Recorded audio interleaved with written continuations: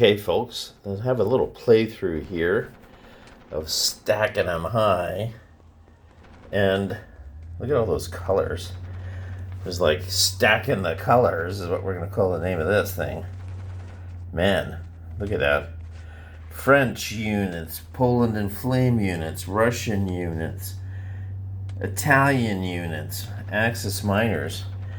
I like this kind of idea, but the only problem with this, and this is by Hazardous Movement, I believe. So it's a good design. The thing is, the Uncivil Wars by Hazardous Movement, Hazmo 17, hasn't been played much. It's been around for a while.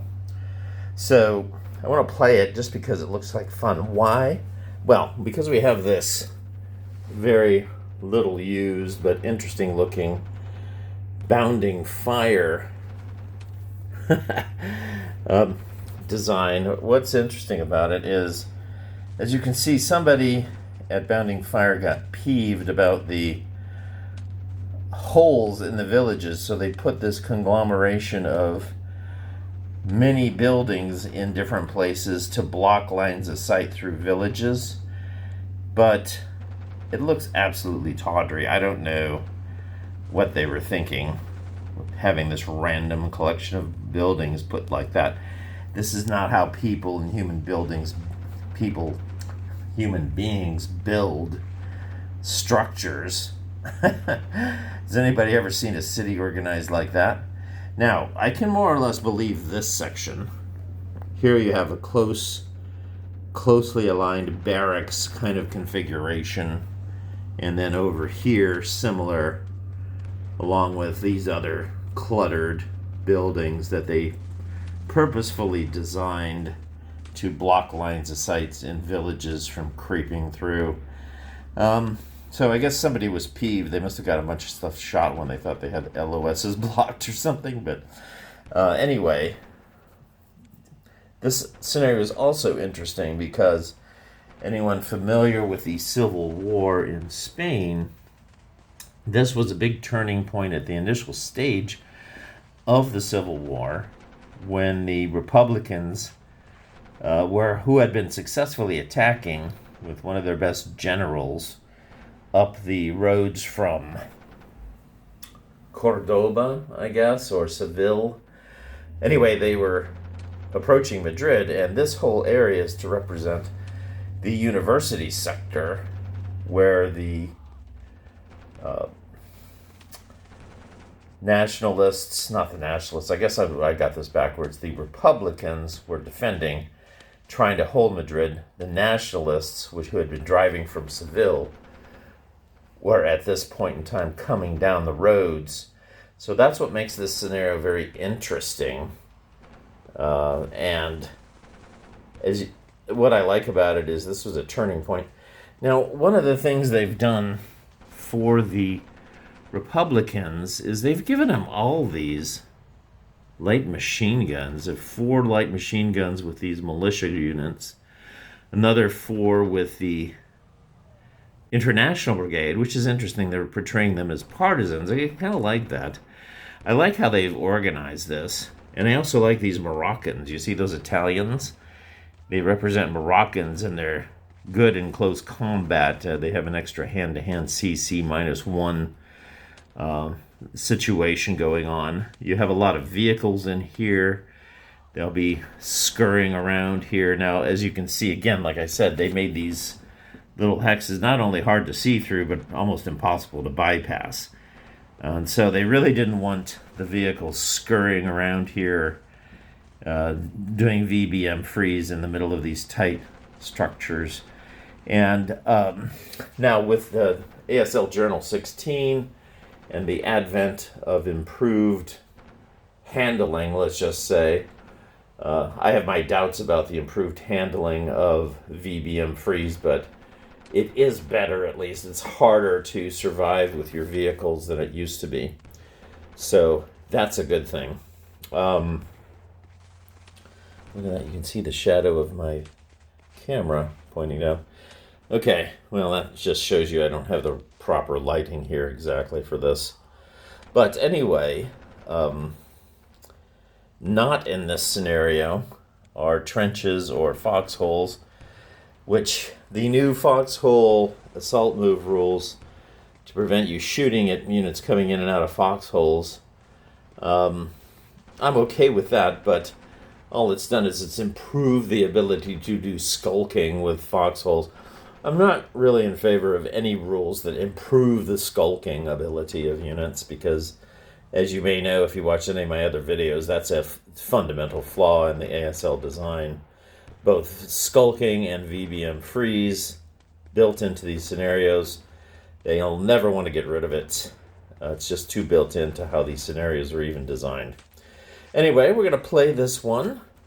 It looks quite good. It's quite long, so I'll probably be doing a turn-by-turn analysis of this. A lot of SSRs. And there's even more SSRs, which the Hazmo people have, which I kind of like. They have a set of SSRs for different situations that they plug and play depending on the scenario. This Hazmo pack, I'll have to look it up, Partisan Warfare pack or something like that, has 20 scenarios or 15 scenarios, something like that. But anyway, some of them are good, some of them suck.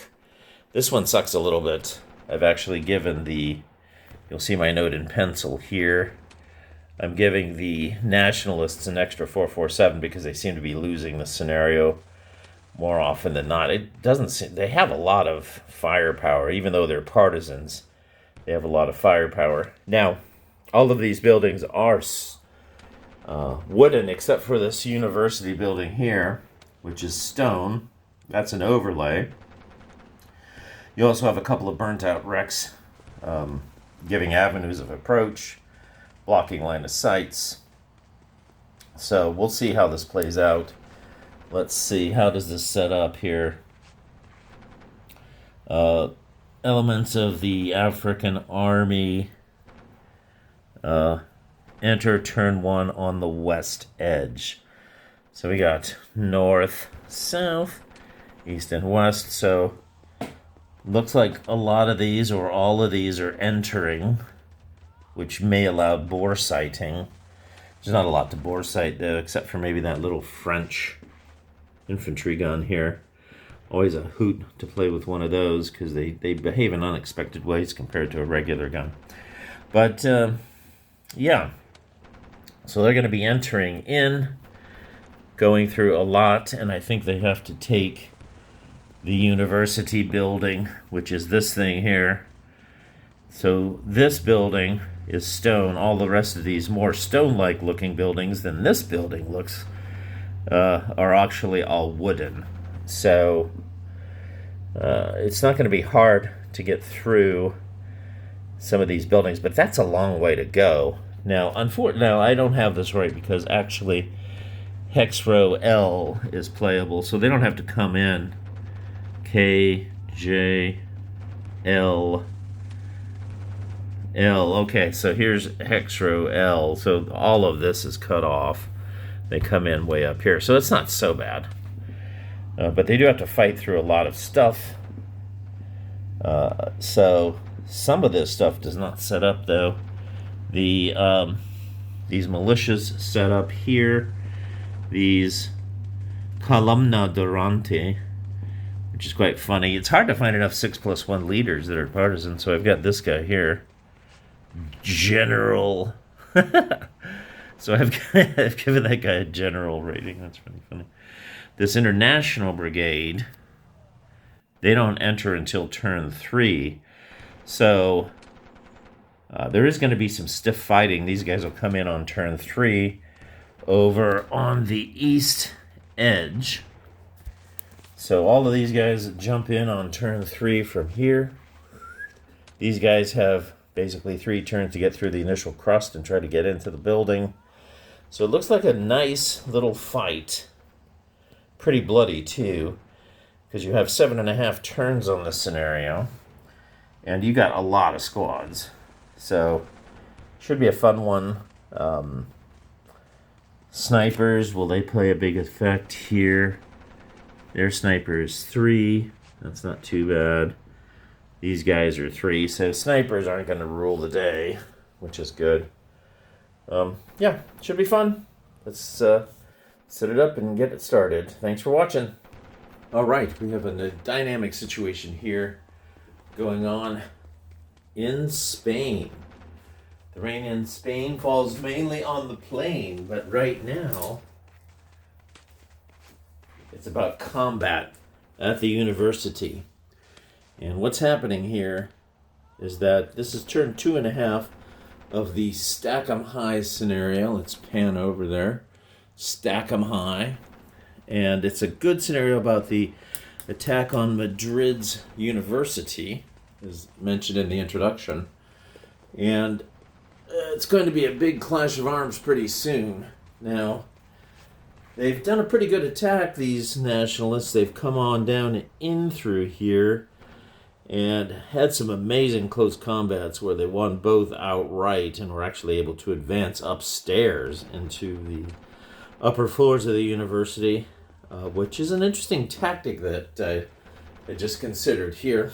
You can then become concealed. If you stayed on the ground floor, these other guys wouldn't be able to see you. Now, as you can see, the nationalists here, sorry, not the nationalists, but the Republicans were able to build their special fortified building in the back here, but their front line has been decimated. These 2 guys have been destroyed. This guy went berserk, so he's about to charge out into one of these hexes. Take your poison. Not looking good. There was a brave fight over here by these guys. These are some of the Colombia Durruti militia. These are some special partisans here. Let's take a look at those guys. Look at that. Elements of the Columna Durruti militia set up on east of hex row Q, 337s and a light and a 6+1. They were set up over here in these co-ed dormitories. Actually, I don't know what they were. But anyway, all of these ratty looking buildings here. The zoom is a little bit too high, isn't it? So we'll zoom back out a little bit. There we go. Okay. So what's happened here is not only were they able to thwart any progress on this front for the most part, they killed the 2 best tanks that the nationalists have. One got recalled, and the other one was destroyed by a machine gun shot, an outright kill. So that they managed to hold out pretty well until they finally got forced to rout the Moroccans, which are represented by these Italians here, surrounded them. And actually the Moroccans are endeavoring to infiltrate. I like playing with these Moroccans here because they're 347 Italians, but they're considered, they have these special close combat knives, I guess the Moroccans carried around with them to kill the, whatever they kill in the deserts of Morocco.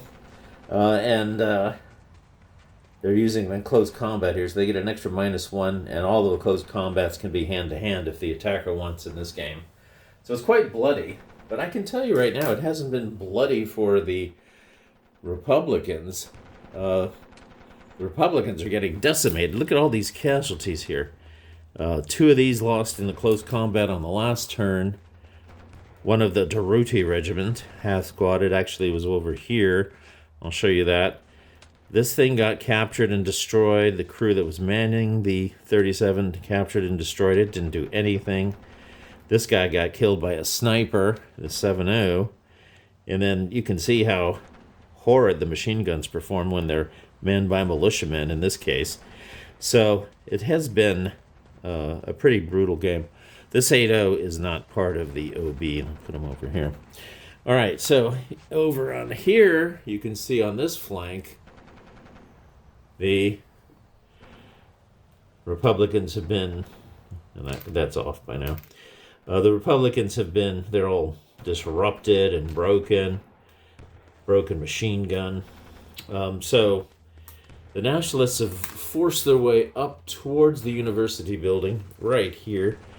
Their 3 remaining tanks, which are Renault sort of French, plonkers, really. They can only go at the rate of infantry. Those can't even use the road movement rate.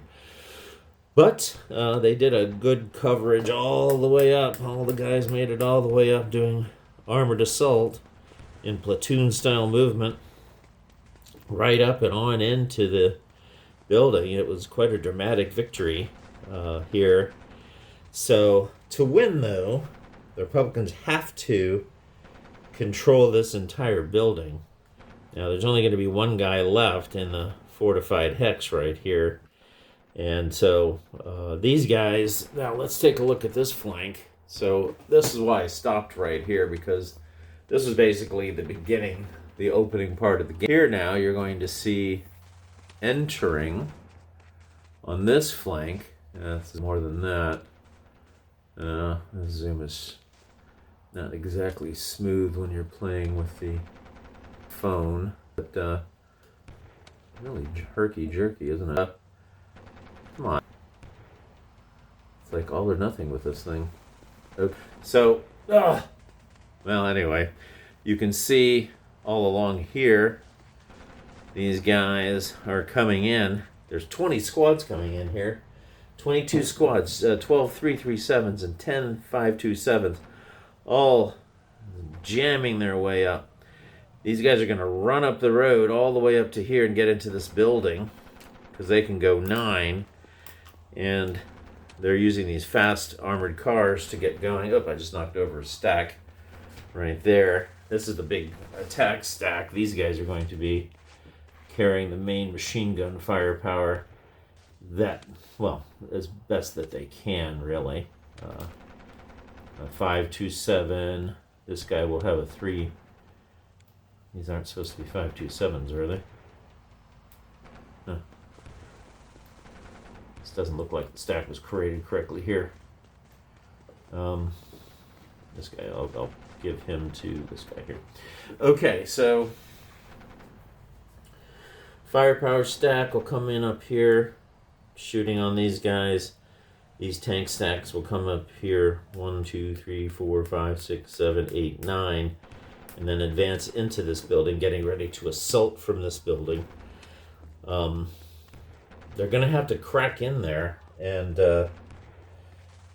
if they control the building, now this could be very tough. If these guys get the whole building, then they'll control it, even if they only have 1 hex of the building. So I'm not so sure that this isn't already over, to be honest with you, but we'll play it out and just see what happens here. It's quite an exciting scenario. I'm quite happy with it.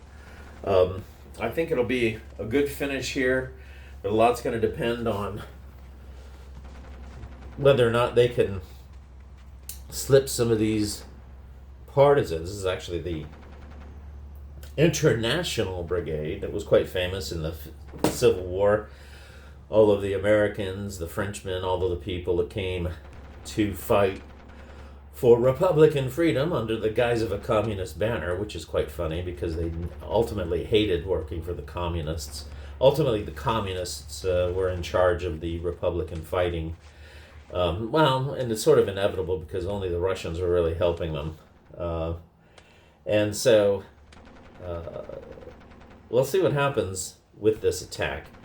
But I have a feeling, though, with all of these guys wiped out, maybe I had too many side adventures here. If I had done a bit, let's zoom out in this.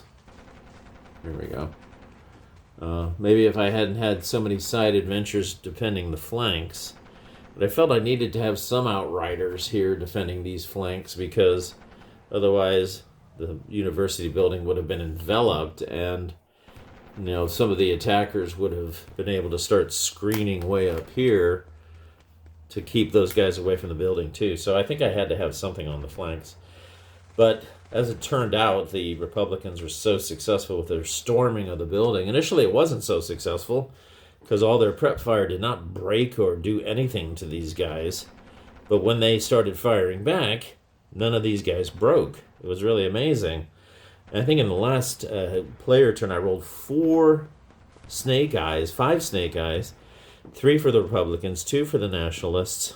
created a hero in here. That hero, actually, did I do that close combat? No, I did not. Here, let's quickly do that close combat here. Some live combat action for you. Let's do the ambush. Okay, it's equal ambushes. This, and as you can see, the Republicans rolled a 4. They rolled a 2. Where is it? There's the 2.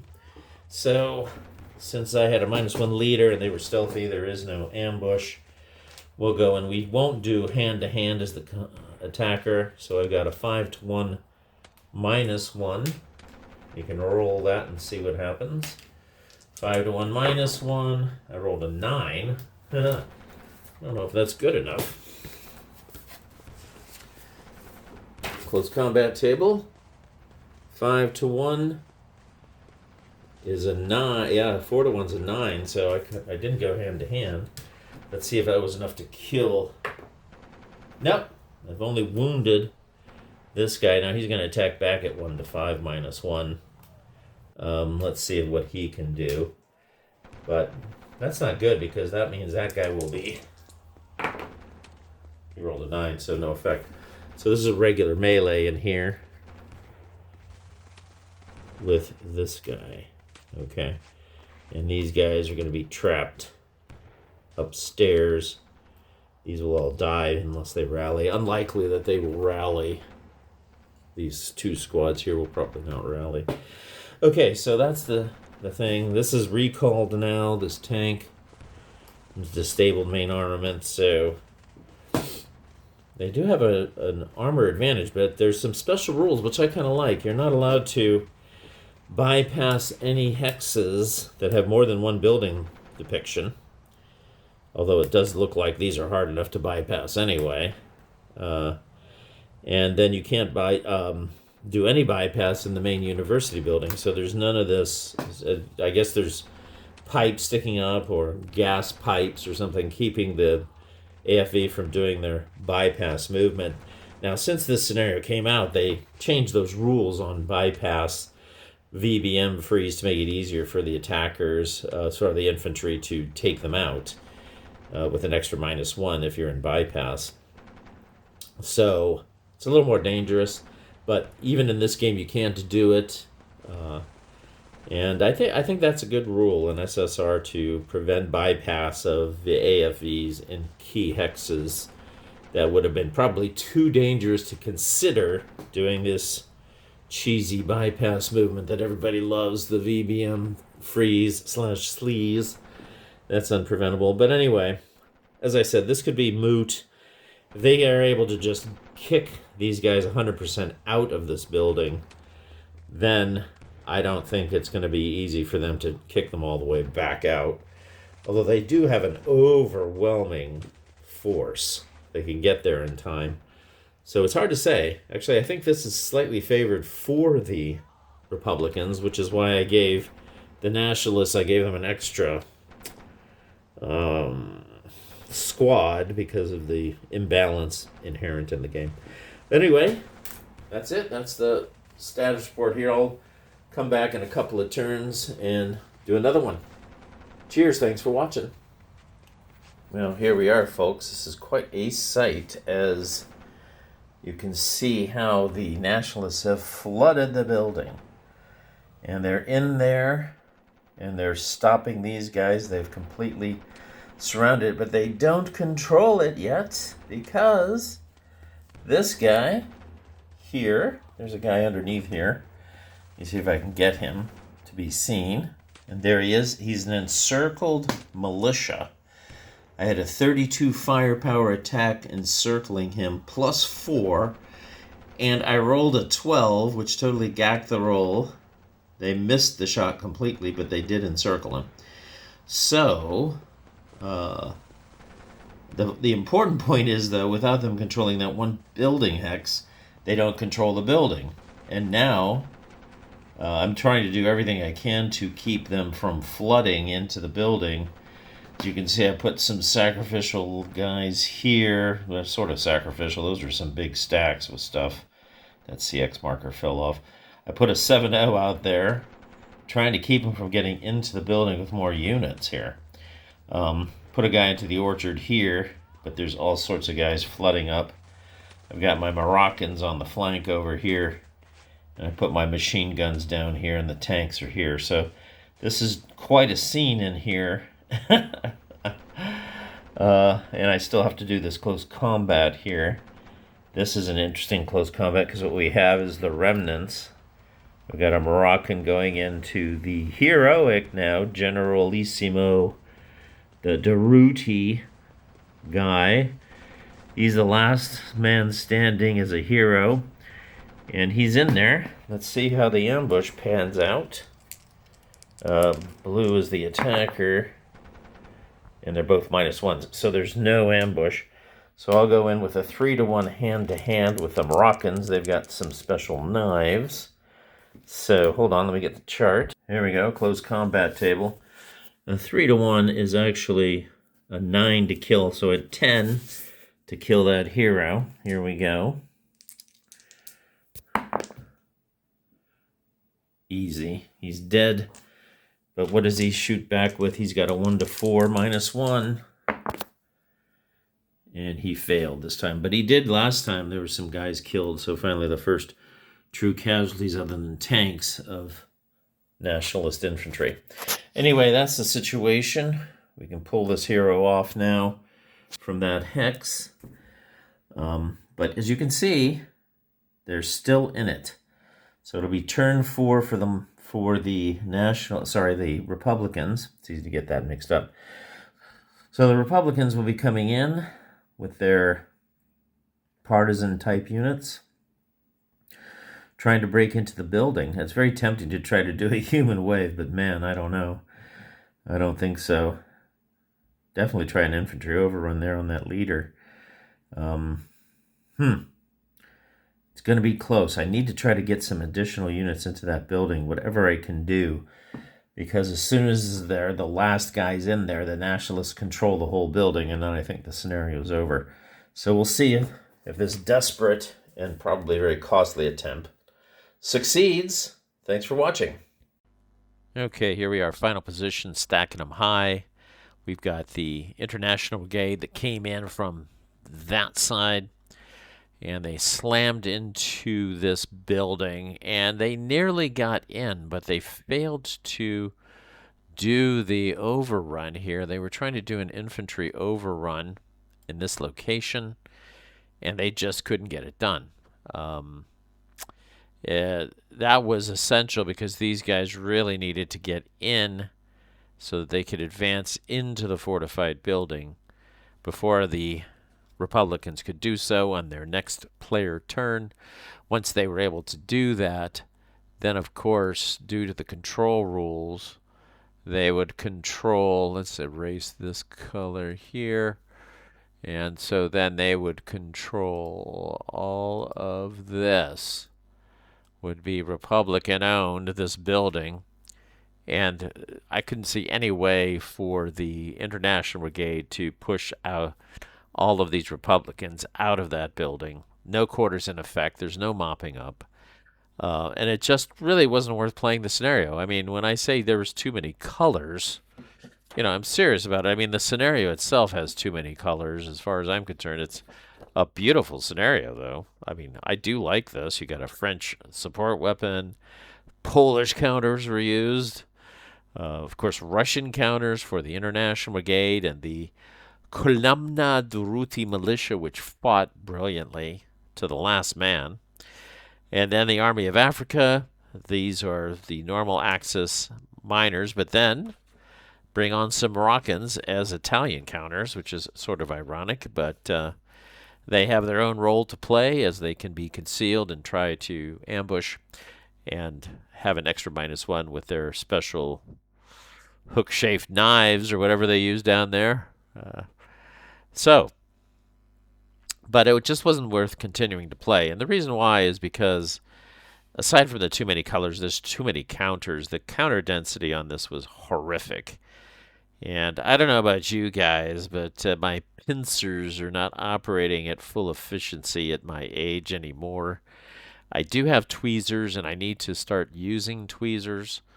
But this is definitely a case for playing on Vassal would make it a lot easier to play the scenario.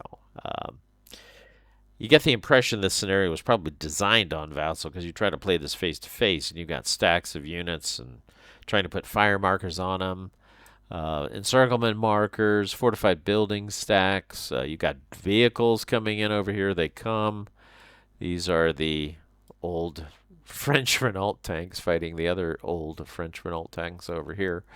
There's a couple of, you can't see them, but these are some BA armored cars with a 45 millimeter gun. Uh, Quite an epic last turn. I think there was 5 snake eyes rolled by both sides. It was just unbelievable. And then to counter that, both of those guys broke a main armament in some of their tanks up here. So it was a really amazing ending, and I suppose it could have been even more amazing if I decided to play it through. I just couldn't get up the gumption. Um, it's just a straight up fight, and if there was a chance, I thought that was reasonable for the International Brigade, these Soviet units, these communist partisans here, basically. If they'd had a chance to get in there and take the building, but it's not by hex. It's by entire building. The Republicans win at game end by controlling the university building. Well, if they control all of the hexes before these guys can get in there, the communists, it's really all over. I don't think there's any way for them to win. Alternatively, if the Republicans don't get all the way in, they're not going to win either. So essentially, this scenario is decided by turn 4 before the turn 3 reinforcements, which are coming in over here. It takes them an extra turn to get up here, so they come in on turn 3, and then on turn 4 they can assault. If the Republicans have this controlled by turn 4, which they did, I don't think there's any way. On the other hand, if there's a couple of hexes left over, and you start getting some of these communists in, and they start going upstairs and stuff like that, it could be very difficult, almost impossible for them to win. That is, the nationalists, I'm sorry, to win. I have to keep track of things. The nationalists are the Axis minors here. The Republicans are the partisans, the International Brigade, the Columbia Durruti. So Republicans, in the sense, means communists, which doesn't make sense. Nationalists being fascists. I think a lot of people would say, oh, that's what that means, but not that I agree with that. Anyway, yeah, unfortunately, while an interesting start to this scenario, all the colors and everything, and the fact that you're using the bounding fire board, DW-1A, I mean, at least they're trying to use some of the third-party boards for it, and this is an interesting third-party board because, as I mentioned during the scenario, you've got these buildings that actually cover the entire ability to, you can see these little nooks right here, prevent you from bypassing with infantry or vehicles. And they also had an SSR, which I thought was kind of brilliant, that you're just simply not allowed to bypass the main building. You can't start doing VBM freeze to try to win the game. You had to fight, had to do a stand-up fight with it. VBM freeze was always a crazy rule. Even if they fixed it, it's still not really a very good rule. All right, but I've commented on that before. I am sure you're tired of hearing it. So as far as ranking this colorful scenario, the ranking will not be so colorful if I were to give it a rating out of 10. It's exciting in the beginning, but then after that, it's just a slugfest. Maybe give it a 6. So if you give it a try, enjoy it. I hope you do. Thanks for watching. Subscribe, like, whatever you want to do. Comment especially. I love comments, especially surly ones that disagree with me. Bring them on. See you later.